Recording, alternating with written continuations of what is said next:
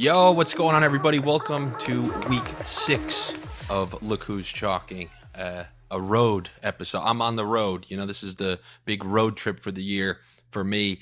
And I'm somebody, I pride myself on decent production value. So this is the 1 week.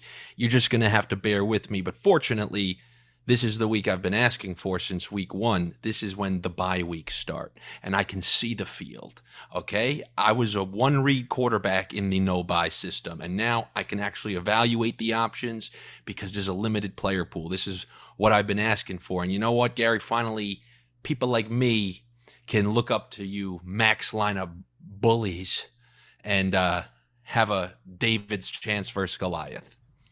Yeah, man. By the way, hello. Hey, well, hi to you, Andrew, and happy birthday to you. It is your birthday week. You turned the ripe young age of, I won't say, a couple days ago. Yeah, 26. 26, there you go. And just want to wish you a happy birthday. Hope you're enjoying your trip.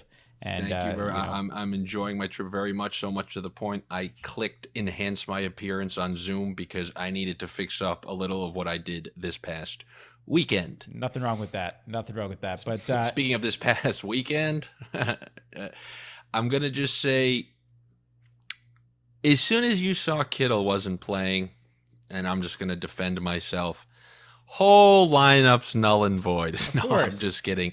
For what it's worth, I made a calculated gamble to push my chips in on the 49ers Cardinals game, and when you put your money on one game like that, you got the high rewards and the low defeats. And last week was a full low defeat. I even said I hated my lineup because what if Lance comes out there just throwing bullets, missing passes, and that's what we got. And then we got an Arizona team who's like, all right, this guy's probably not going to beat us, and they played way more conservatively than they normally would, and it turned into a deadbeat game that ruined our head-to-head lineup, or at least my part of it. Yeah, and I had plenty of that game too in my mass entry stuff. On the Kyler side, as I mentioned, I wasn't going near Lance, and if that's still busted. Luckily for me, I had a lot of Tom Brady, which kind of kept my week afloat, which we'll talk about in a second. But yeah, that is the problem. And you've done a great job, to your credit, sniffing out those game environments that you think will bust, that have a high over under. And hey, listen, we missed it on that one, but I'm looking forward to seeing if you think any of these ones this week, because there are a couple 50-pointers this week and a couple that seem like interesting environments that we'll certainly get into. Yeah, normally I'm pretty good with that. I think I was maybe a little mentally checked out knowing I wasn't going to be all in on the weekend when it comes to football. I knew my my attention was going to be paid elsewhere, but I've always prided myself on not being an excuse maker, aka everybody in every position on TV and whatnot.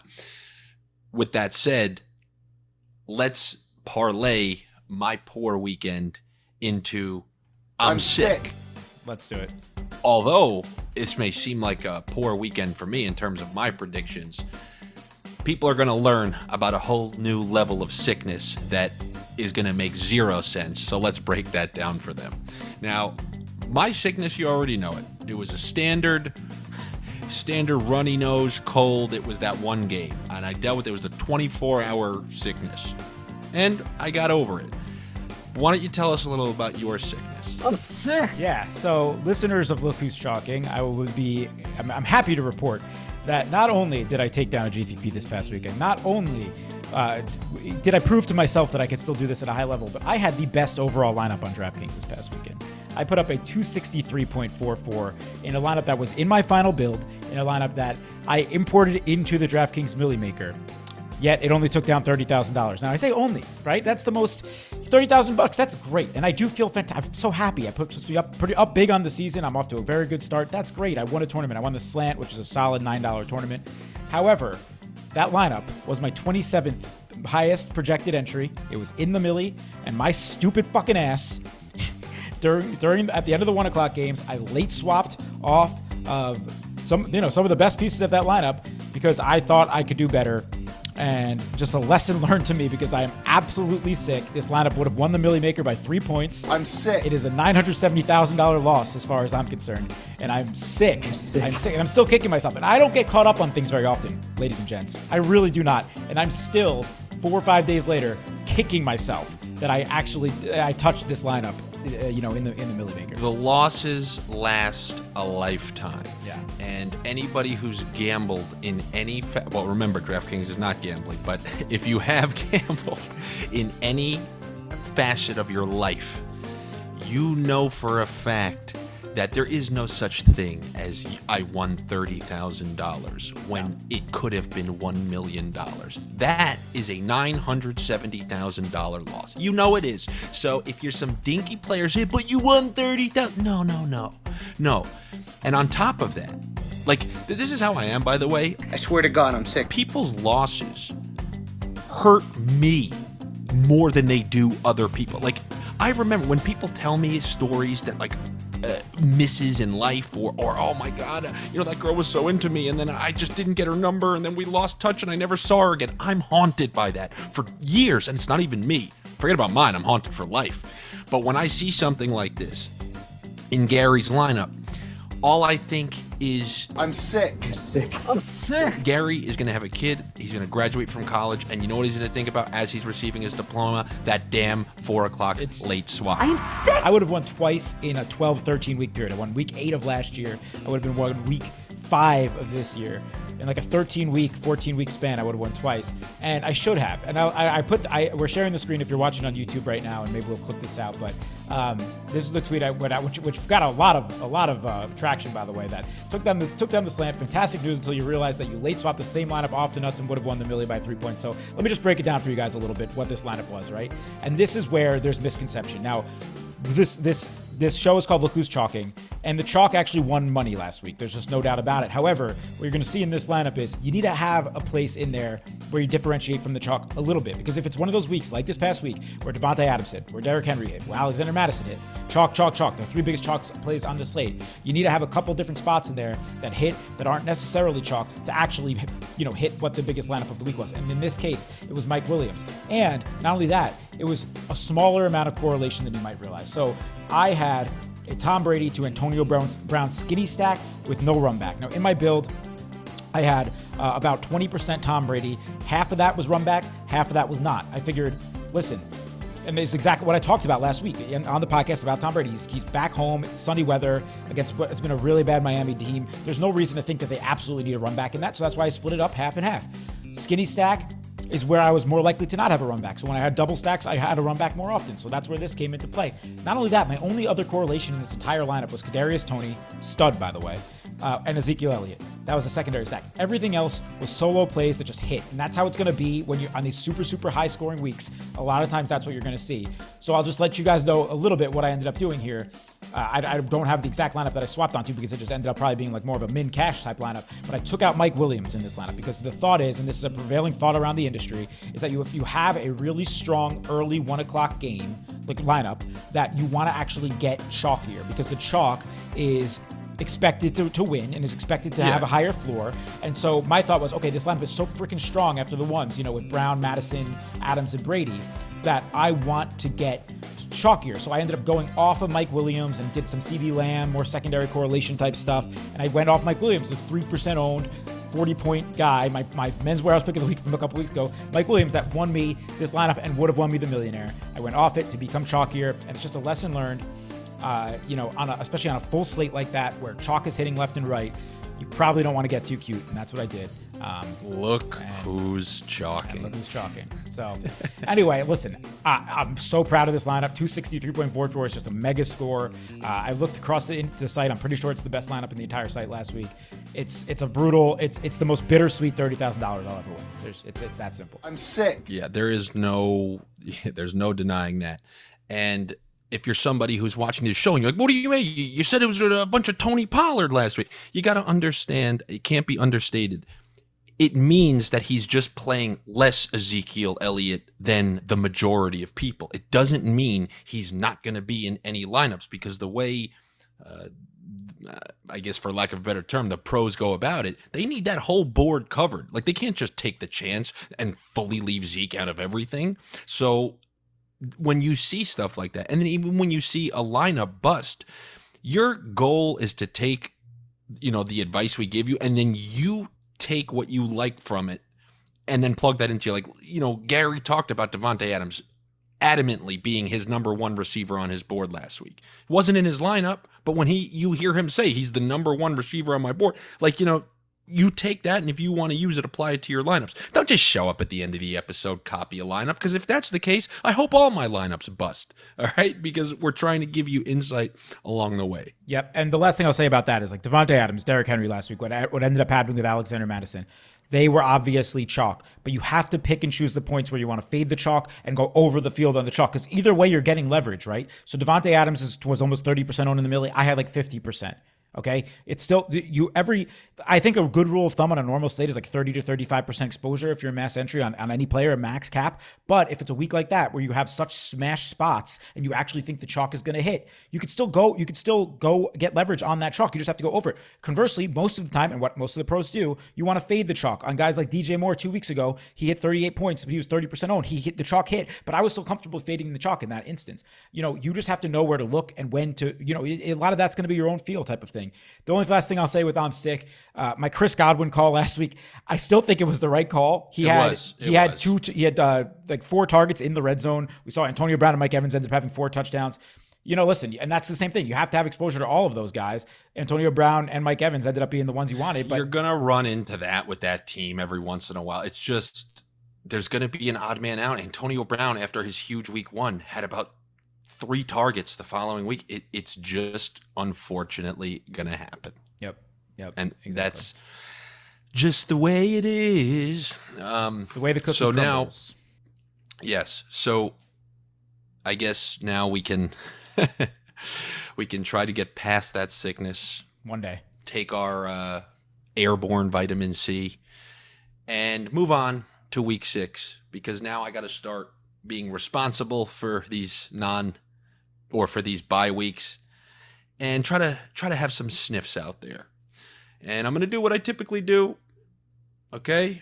I have no hat with me. I'm not a hat wearer. Okay? I have a policy. If you have a decent head of hair left, you don't wear hats. But I'm going to put on my theoretical regular guy hat.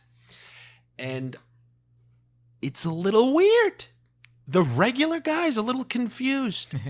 The regular guy, he's not so regular today. Because here are the games that if this was just a week ago, they would stand out. Yeah, obviously, you have the Chiefs at the Redskins.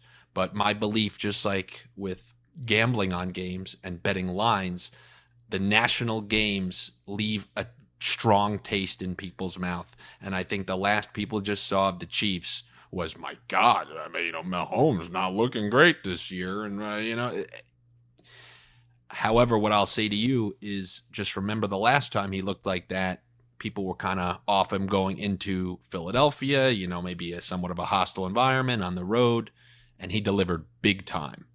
So I don't know if people are just going to necessarily look at the Chiefs and say, oh, well, that's the highest score, and then include them in their build.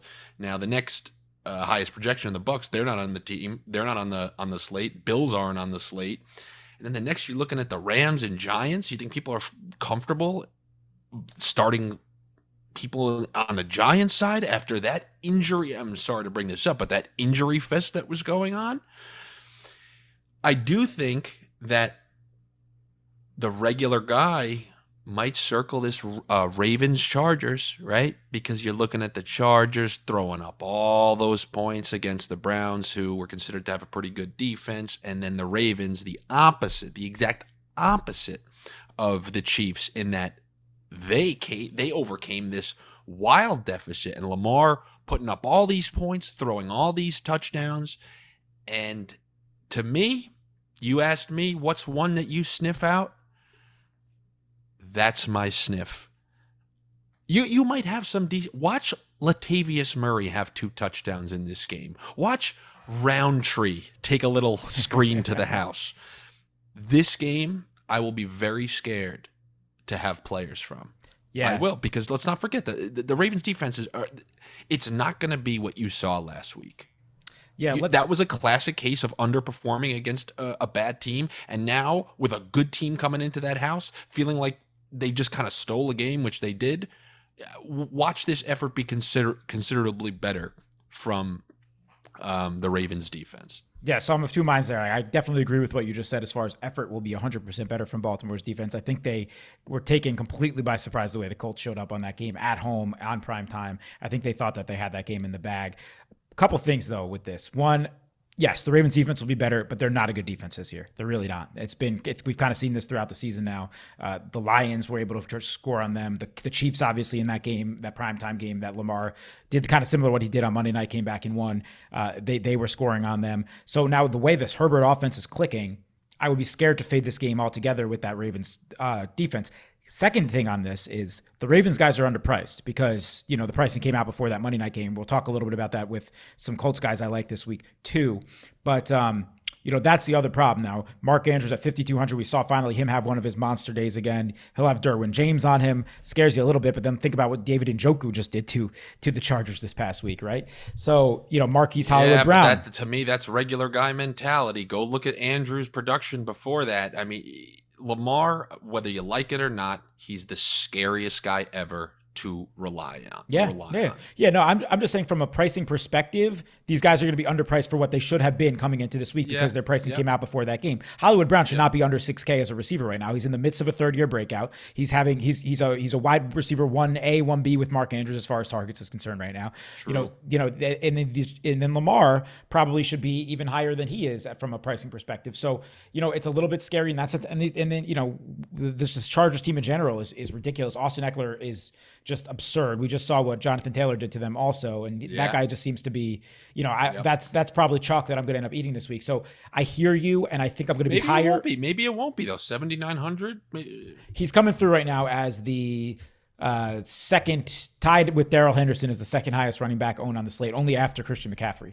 And what about Keenan Allen? Because that's a decent price for him at 6,400. And I think, and he's also coming through at over 10% right now. So, but I like Keenan Allen at 6,400 a lot. So, I think I'm going to be using plenty of these games. I'll probably be including both quarterbacks in my build, but I do like that other chalkier 55-point spot better in KC Washington. Yeah, just remember, at the early, and this is a big. I'm saying that the number one game that people will probably and I just have no evidence of that, but the number one game that I believe people are gonna have their eyes laser focused. I mean, just think about it. The Ravens just went off. The Chargers just went off.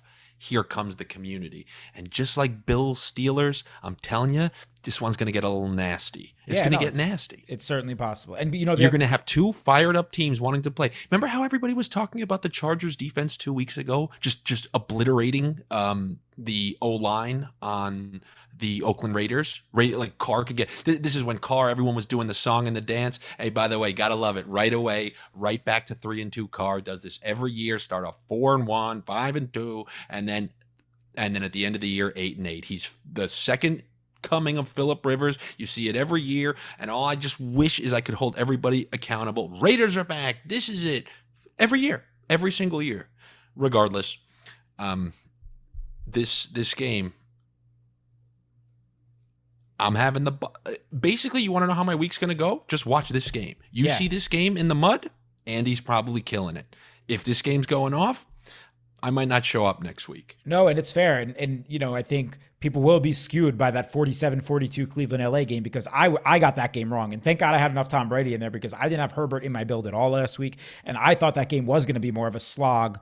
Both defenses show up because Cleveland had shut down Minnesota to 7 weeks prior. The Chargers defense had been really good. I did not see an 80-point plus game coming out of that Chargers-Browns game. And so you're right. I mean, the Ravens have every reason for their defense to want to perform better. And so do the Chargers, having given up 40 points. So I don't think your mentality there is wrong. So I think let's transition to the game that I think it will be hard to see it completely bust, and that's Chiefs Washington. Okay, so I guess I'll start some of the bidding. And one of the most encouraging things you just said was Mark Andrews. I hope everybody is on him. And when I say everybody, I want everybody to be on him because there are very few chances you will ever see to get Travis Kelce coming in at 7,000. Amen. Okay, let me tell you some of his other prices if I can do this quickly without. I got you. I'm nearly certain every single price. Yeah, ready for this? 8,300, 8,500, 8,200, 8,100, 7,300. So they gave him at a discount, and guess what? Even in that bad game, 6, for 57 and a touchdown. 17.7 points on his reduced rate, and then they're going down even further. So if you can get him on a week where people don't even, because it's one thing if everybody has him. Now you have to be like, all right, should I be on him with everybody? Is it worth it? Like when Gary tells you to evaluate which chalk you want to go with. So when you could possibly get him at that price with people on somebody else like Andrews, because he just had the monster day of his life. Yeah. By the way, what are the odds somebody has the back-to-back monster days of their lives? Days of our lives. You know, every time I say that, it brings back awful memories about how I didn't get a permanent role on the show. You pair him with Patrick Mahomes, and then hopefully you get the game that they had the week before last against the Eagles. And Kelsey had a slow day, and that day it was Tyreek Hill day. But if you're to trust the reports, if the ankle's a little gimpy on Tyreek Hill, you could save by not taking that huge price. And you know who's always there for you with his double-digit targets and minimal production, but hopefully he can break one, is old Mecole Hardman. There he is. So if you needed to double stack, because you know Mahomes always has that crazy potential, and there's going to be a few chances you get where people get down on him because people were already probably back up on him after seeing that game against the Eagles. The best thing for somebody who wants to take Mahomes in tournaments is a bad primetime performance, in my opinion. Completely agree. So the thing you love most here is the Chiefs coming off the loss, honestly. And I've been speaking about it since the beginning of the season. Washington's defense stinks. I think this game goes like 50-28 or 50-30 with both sides being completely viable.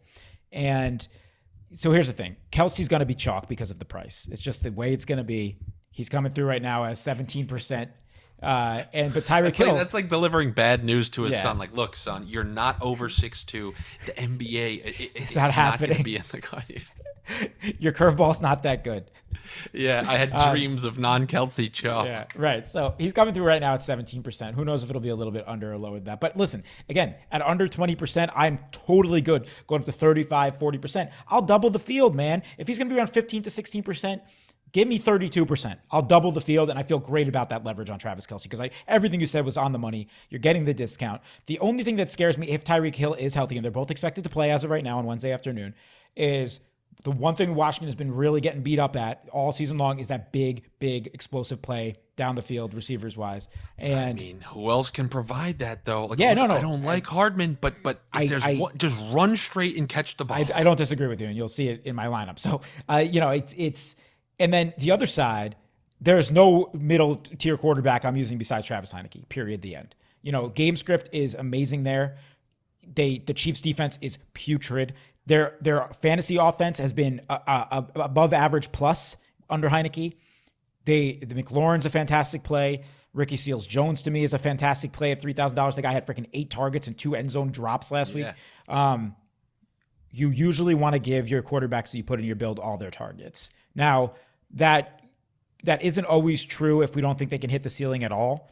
But if you said that this guy came in, had 8 targets, if they do score 30 points against this Chiefs team and they're playing from behind, you're going to want to have his cheap targets there. And if it is this Carter kid at 3K, it's a name to definitely keep in mind to sprinkle around. I haven't dug into this enough yet. I don't know what targets I'm giving Heineke besides McLaurin and Seals-Jones and probably McKissick. I'll probably throw McKissick in my pool this week, but those will be the 3 targets that I know for sure I'm giving him. I gotta see how that kind of fades out as far as Humphreys or this kid's concerned.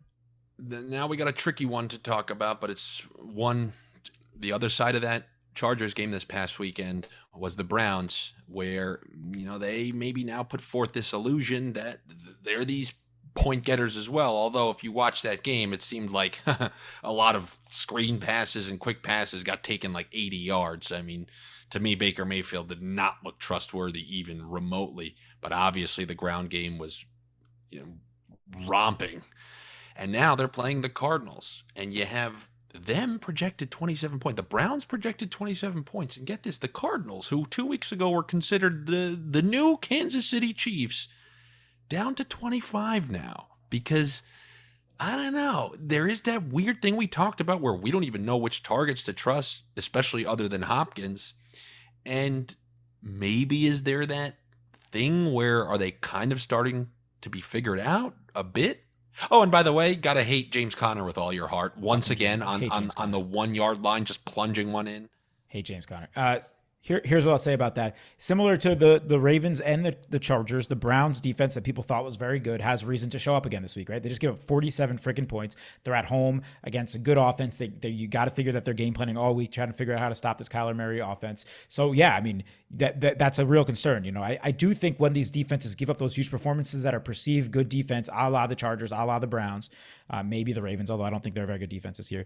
Their defensive coordinators kind of light a fire under their ass. You know, when they come to play that next week. Yeah. I think that's a fair, just overall general assessment. That said, if we're getting Kyler at a discount this week, because right now he's coming through at 2.8% owned, I will be hard pressed with that kind of ceiling to not include him, especially when the chalk's going to be on Lamar and I'm going to have a ton of Mahomes. But at 3%, it's going to be hard for me not to sprinkle in 5 to 10% Kyler this week. The other side of that, I don't want to ever play Odell Beckham again in my lineups. He has 200-yard games ever as a Brown. I know, I saw that, man. It will come. Another 100-yard game will come, and he's now all in at the 5,100. He's not going to be owned at all. If you are going Kyler lineups, you have to once again just throw a little bit of Beckham on the other side of it. You have to. There's just no other way around it, unfortunately. Especially they don't have anyone else. Listen, Njoku will draw some ownership now that just came in, but there's nothing else. The last thing I really want to say about this game, and then I'm curious if you have any thoughts, is Max Williams busted out his knee. He was getting a ton of targets for that team, their tight end. I think that actually clears things up a little bit from their, we were talking about how it's kind of just such a hodgepodge of equal targets between Hopkins, Kirk, AJ Green, Rondale Moore, Chase Edmonds. The problem is that Max Williams was also involved there. Take him out. What we saw last week was Rondale Moore get on the field more. They stopped with the tight end route running, and they went back to a Rondale Moore slot type of what's it called? The air raid 5-yard attack. Right, and the Swiss Army knife, and he was getting his targets. I like Rondale Moore a lot now, just as an every week player to include in my pool with Max Williams probably out for the season. So he's someone that I have my eye on again. What I agree with a lot of that. Odell Beckham, his week is coming, and if you are doing stacks from that game, he has to be like he's a great run back option, or I would. No, you could do secondaries with him. I don't know if. Yeah, I'm not putting Bayfield in my pool, but I don't know. So I do for a secondary stack, just a personal. And I know this is I sound like some guy who just goes, "Oh yeah, we'll take that best player and that best player, great secondary stack." But Chubb, that you're just seeing it ramp up. You're seeing it ramp like the yardage, now the touchdown, and they know that Kareem Hunt was getting all those goal line looks. Just like Jonathan Taylor was eventually going to get his, one of these days you're going to get the Chubb 170 plus the 2 touchdown, 3 massive game. In a game against the Cardinals where they want to keep the offense on the sideline, could be a great setup for that. And regardless of what you want to say about all these options out there for the Cardinals, you're starting to see that Hopkins is doing what Hopkins is supposed to do. 78 and a touchdown last week. He had his targets yet again. Unfortunately, a low-scoring game, but a secondary stack of Chubb and Hopkins, I think, would be a great bonus to a stack where you can find some discounts enough to the point where you can afford a secondary stack like that in your lineup. So that's my personal thought. And both those guys are coming through at very low ownership, 5 and 6% respectively. So early week ownership. But yeah, I'm with you there, man. Those will be guys that I will let appear in secondary stacks for sure. I'm going to bring this one up just because from like the gambler's perspective, I always say like this jumps off the page at me. Something's up with kind of 2 games. And first is the Cowboys on the road against the Patriots. So you saw the Patriots at home kind of stymie the Buccaneers offense, who the Buccaneers week after week, it's Bucks and Chiefs very as bad the weather. Top 2. Yes, but they had a good game plan. Like none of those guys were going off, none of them. And this week you got the Cowboys projected to go up there and put up 26 points against them. Like why is this? Like, why would they be projected to put up almost 50 points? Yeah, that's an interesting one. Well, not them by themselves, but in that game. I mean, the Patriots on a long week of rest. So anytime you give Belichick 10 days to prepare for a team, it's an interesting spot, right? So maybe they're thinking the Pats can score more points than they would expect. I'm curious, what do you think? Who does Belichick take out in this game? Because I'm trying to figure it out. Does he do Cooper? Does he do Lamb? Does he do the Zeke and Pollard? Because whatever one, I'm tempted to leave out of my pool altogether, because we've seen it time and time again. He took Cooks out of that game totally last week against Houston, and the other dudes came and were scoring left and right on him, right? So I just don't know if he has the weaponry to do it when it comes to when a team has two receivers. Even though the Bucks, like, they were able to mostly shut them down, man, all those guys, like Mike Evans was targeted a ton, didn't have a tough time getting it. Everybody got to like 60 yards or 70 yards in that game. He always used to, like, he needed Gilmore to shut down one guy, then he'd like double another guy. It's hard to say. I mean, Cooks, I believe, had 1 week with this new quarterback where things actually worked out on that Thursday night game. Now you're just seeing a guy who can't really make anybody fantasy relevant for the most part. And if we look back at what Belichick has been able to stop, has he been able to do the vintage Belichick? Oh, we're taking that guy out of the game. Yeah, he pretty much has still. This Did he shut Kamara down? He shut Kamara down. He shut Brandon Cooks down this past week, which ended up being those random guys with Davis Mills that ended up being viable for a while. My guess would be his game plan is going to be pressure Dak, take out the passing game, make the run game beat me. That's just my hunch. I don't know if that's going to be what it is for sure. So, there's definitely a chance that I would be looking at Zeke Pollard again in very low ownership. But look at what Fournette did to them. Right. And that's kind of where my head's at. Zeke's coming. But I'm just something right from a gambler's perspective, something is jumping out at me from that game. I hear you, man.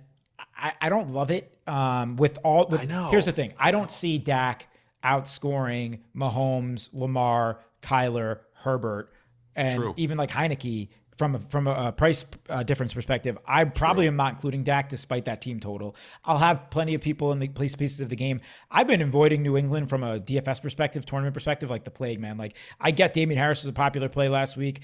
I wasn't into it. I was just, this has been something I've been doing too. When I'm off a game, I'm off a game. And it seems like the Patriots have been in these games a lot that I just want to be off altogether. This isn't that week with Dallas coming into town. Yeah. The only difference between you and me is I take wild shots at big games. Right. No, it's true. So we have the same thing, except I'm willing to roll the ball down a way scarier hill, because if you're wrong, it's not the end of the world, because it seems like maybe some guys had some pretty good days. If I'm wrong, Mike Williams just ruined my day. I mean, the other one, the other game. Yeah, go ahead.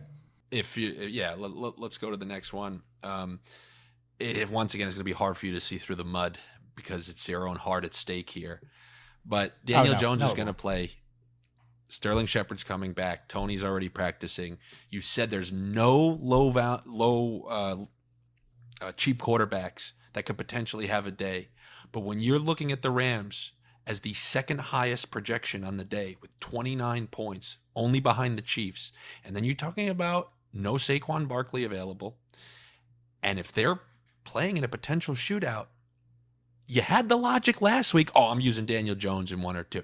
All I'm asking you is, wow, that went horribly wrong. Try it one more time. Well, because it only went wrong because of the injury. But I don't want to stop you. We have no idea if he's playing. I think he's like at stage 2 or 3, depending on who you see over there in the concussion protocol.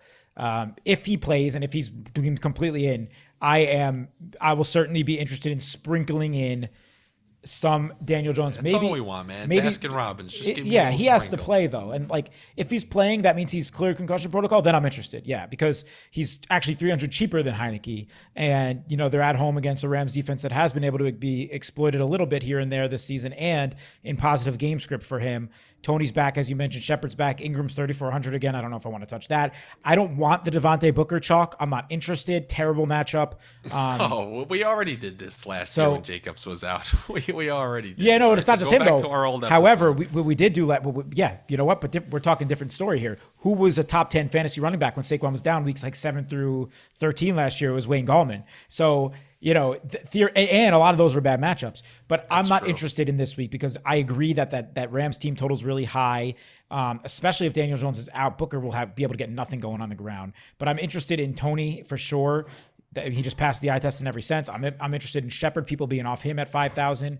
And, we'll see who else plays. But there's definitely interest in that game. Stafford, I have to do a little bit more digging into if I'm going to include him. I got to see what his price is. What Man, I'm just going to go with basic, non-researched opinion. Outdoors, Northeast, that's not where you get his best. You need him in conducive, older guy environments. Get him indoors, get him in the South, stuff like that. Yeah, I would tend to agree. I mean, that's the reason you're seeing Henderson come through as chalk this week. The Giants have been just destroyed on the ground too this year. Yeah. So Also, Henderson, this is as healthy as you'll see him because he made it through that last game and it was Thursday, so he'll have extra time to rest. Yep. The question with him, and this has been killing me this year, man, and it just seems like every single year, there is nothing worse, dude. And I guess someone like you can withstand it more with mass entries, but like if you put faith in someone like Barkley and they get hurt right away, I mean, what a depressing. The name I have for this is called getting skeltoned because John Skelton was a quarterback. I like taking home underdogs, and right away in a game if you're on the right side. So they were hosting the Kaepernick 49ers, who were tearing up the league, and Skelton was coming in to replace Palmer, and the Niners were only favored by like 5 points. So the whole world was on the Niners. On all situations like that, I'll be on the other side. I don't care who the quarterback is. I remember I took Mettenberger against Roethlisberger, only getting 3.5 points, and I won. Because that's the right side to be on in a bet. First throw of that game, Skelton throws a pick six. Brother texted me, and I'm like, yep, well, at least we know we don't have to watch anymore. It's called getting skeltoned when you're done right away. Do you remember how long John Skelton's face is? He's got one of the longest, biggest faces I've ever seen in my life. Well, his face wasn't longer than mine that night after I knew my money was immediately lost. Fordham's own John Skelton, New York City kid. But anyway, yeah, no. Yeah, but when your lineups, so many of them are crippled because just of an early injury, it's the worst. Yep, it's the worst. And it's a great point. I mean, the Giants just. Yeah, all the life just was sucked out of me as they went down one by one. Got first Saquon, then Daniel Jones, then Galladay, then Tony gets ejected after he's having this absurd day. Listen, Galladay's out, as you mentioned, Saquon's out. It's Daniel Jones, Shepard, Tony. If you want to try give Ross another shot, if Jones plays, I'm good with Ross as a 3,100 guy. They're all names to consider this week for sure. All right, well. Why don't you give us a name to consider for good in our lineups with your Men's Warehouse pick of the week? Yeah. If you wouldn't mind doing so. It's a weird week, weird circumstances, because with the Men's Warehouse, we try to here at the Men's Warehouse, we try to not give you the most obvious standard black suit selection. We want to give you something that maybe is on the cut. We usually try to keep it like somebody who's under 7,000, something like that. Yep. Somebody who you're thinking about it, maybe not thinking about it, but we're trying to give you that nudge of confidence. So is there anyone in particular that you feel for your Men's Warehouse pick of the week? Now, also in our head-to-head lineup, once in a while you might not see these guys, but just know in the grand scheme of things, if Gary has 100 lineups, this guy will be in like 70 of them. But in our head-to-heads, it might just not fit the stack that he made or whatnot.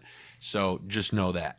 Yep, I'm switching it up on you, Andy. I'm going with somebody different than I said in our pre-production texts this morning. After just kind of diving in and having some conversations and looking at ownership here, my decision has changed. And I think I'm doing our first double dip, our first Men's Warehouse double dip of the season. You took this guy very successfully a couple weeks ago. I'm going back to the well. Give me Jonathan Taylor, 6,600 in at home against Houston. Now we talked a little bit about this with the Ravens. The pricing is off. He just had his best game of the season, and he had a couple. He's been on a little bit of a tear. He's only 6,600. He should at least be 73 based on his recent production, and he's coming through under early ownership. He's coming through under DeAndre Swift, under Austin Eckler, under Darrell Henderson, under Christian McCaffrey. So you're telling me he's going to be the fifth or sixth highest owned running back right now, around 12.8%. At home against Houston, which is just the biggest smash spot that this guy can have. I'm talking about, game script should be his favorite. They're favored by over 2 scores. running backs have killed Houston for 4.75 yards a carry, 143 total rushing yards a game towards Houston so far this year.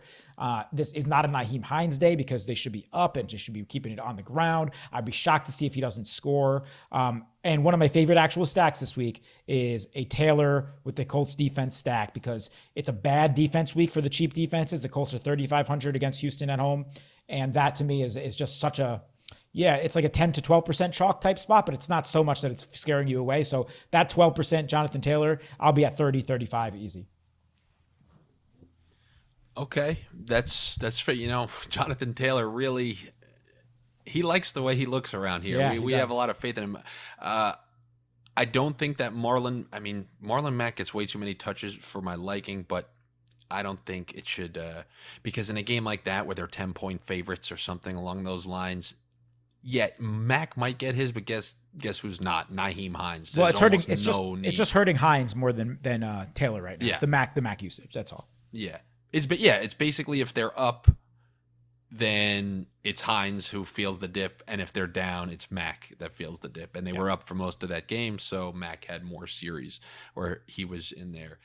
So I'm going to switch it up as well because I don't like when, you switch it up on me, I switch it up on you. And the reason I decided to switch it up is because you had mentioned that Darrell Henderson was like the second highest owned theoretical running back for the weekend. So if that's the case, that means most people already know this. And I was going to say, he's looked great. And I was kind of wrong about that. I thought it was going to be a timeshare. They traded for Michelle to me because they were scared. Because they were scared to do what they did to Gurley and Akers that, sent their careers, the wrong direction. I thought they brought in Michelle to make it a timeshare, but they really haven't. And the fact that he made it through the last game and he has the maximum amount of time to get fully healthy against a team who is just conceding yardage and touchdowns against the run, but I guess that's kind of chalk logic, so obviously it's a chalk play. So let me give you one that's a little under the radar. I'm going to go with TJ Hawkinson. Now, you already saw that Andrews was priced before that massive breakout, so people won't have him. And anybody who doesn't have him is going to have that 7,000 Travis Kelce. You saw that Hawkinson can give you those Kelce Kittle type numbers. You saw it the first couple weeks, and he's always going to be a crucial part of that game plan. As far as I understand, they still don't have Tyrell Williams this week. They lost your boy and mine, Quintez Cephas, last week. They literally have nobody. And against good defenses, you'd be scared that they'll triple cover them. But in a game this week against, I believe they're home against, is it Cincinnati?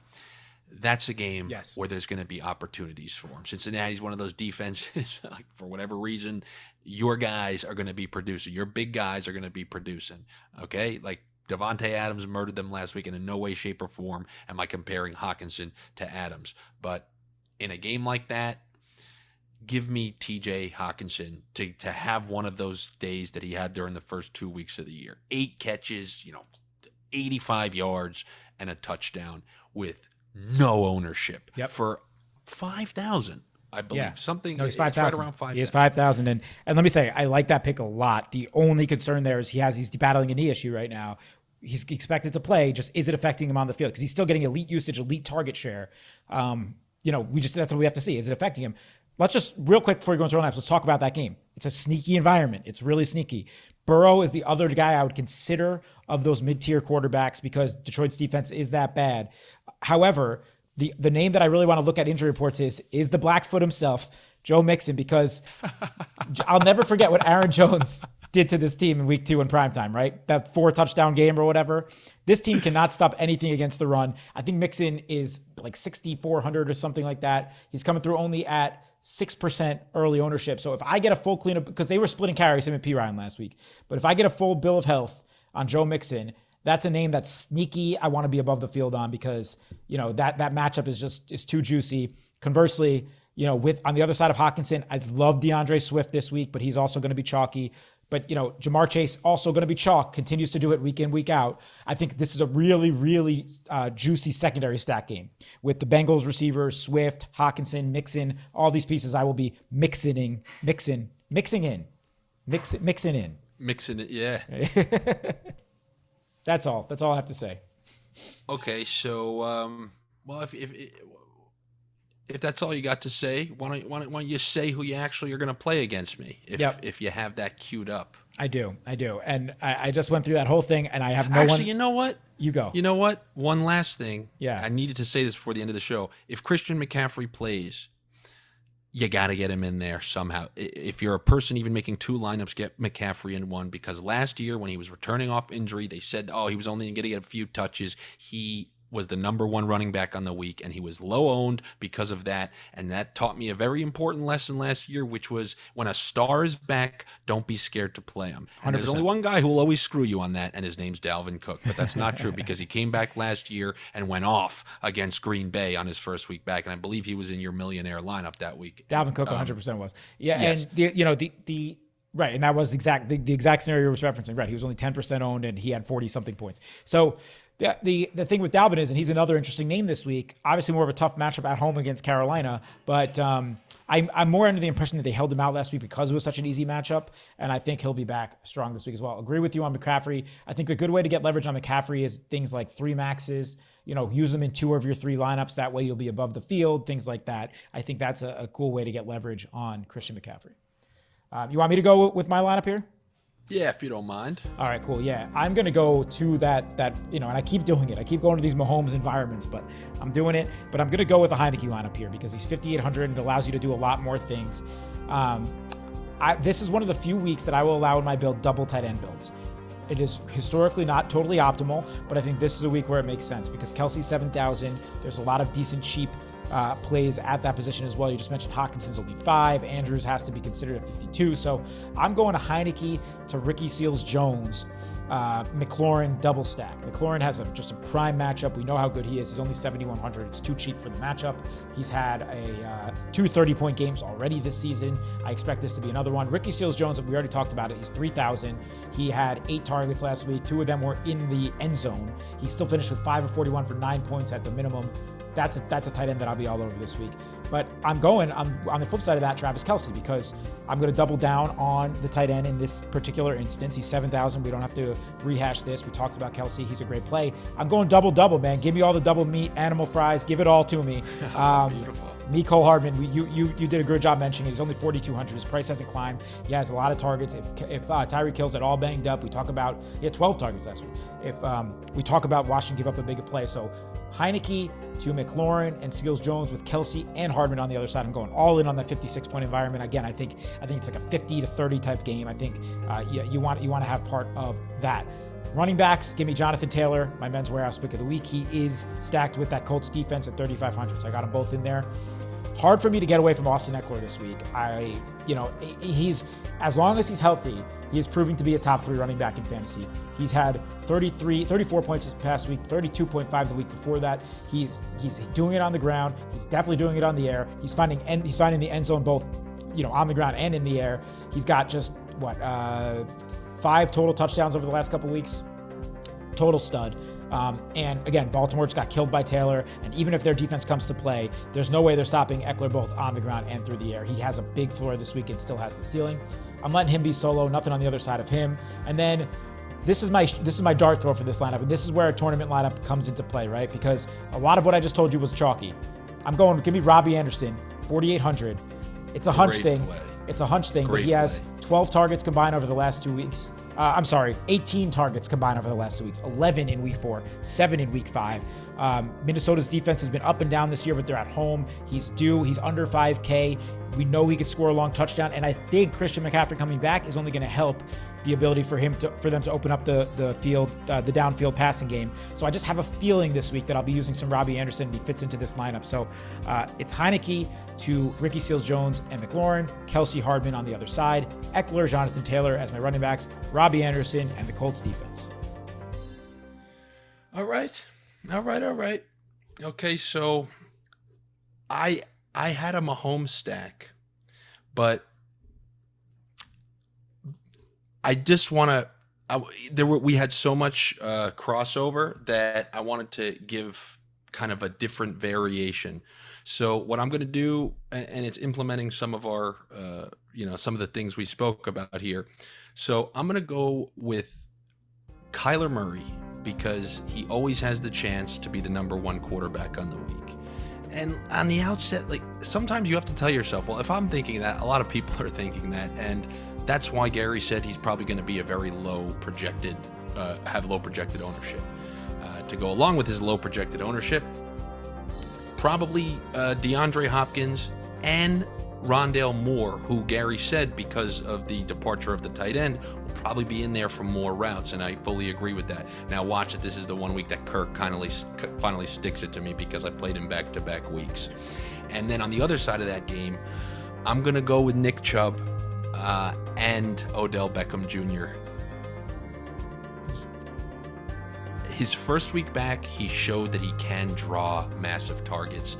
If this game ends up being high scoring, there's borderline no way they can contend unless he has some sort of the share. There's no, like, last week was an aberration where somehow all those points, and you get these random quick slants from, come on, David Njoku's been in the league for 8 years. That's hit these long touchdowns, and then Hunt having 2 and Chubb having 1. That's unlikely to repeat itself. Beckham would need to get involved. Plus, I have a feeling there's going to be a little bit of that squeaky wheel gets the grease type deal.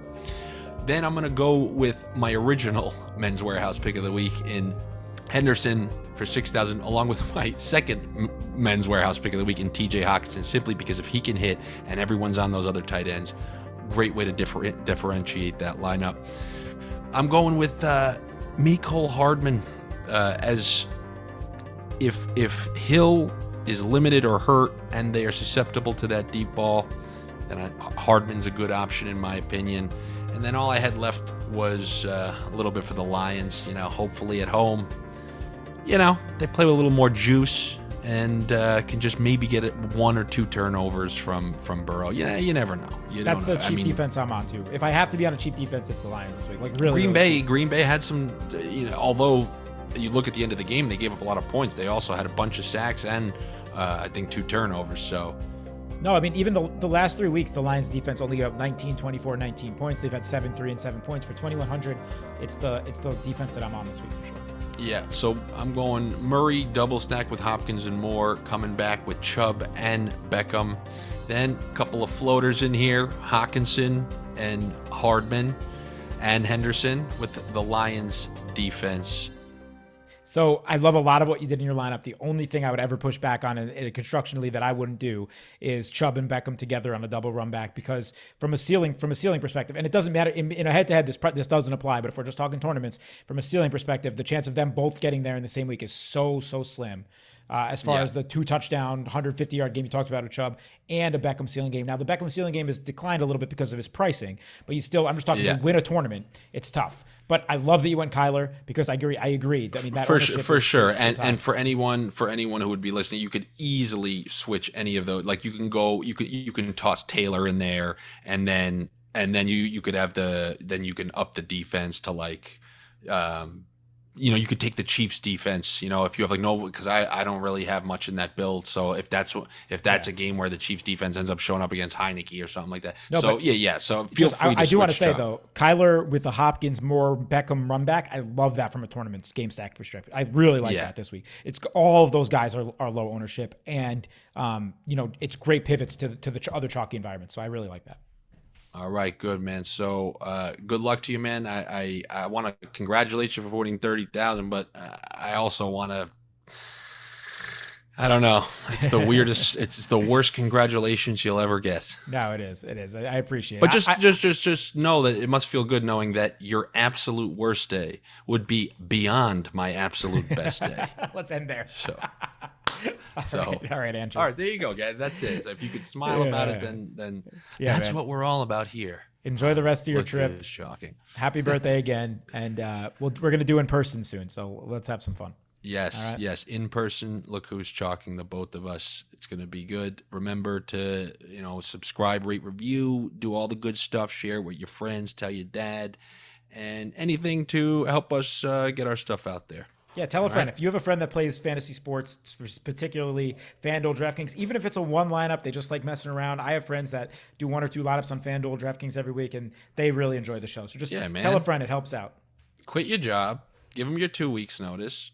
put all your money in lineups. You hit the millionaire, thank us, and then that's it. That's basically what I did. So, That's pretty funny. Anyway, All right, guys. take care. Take it easy. All right.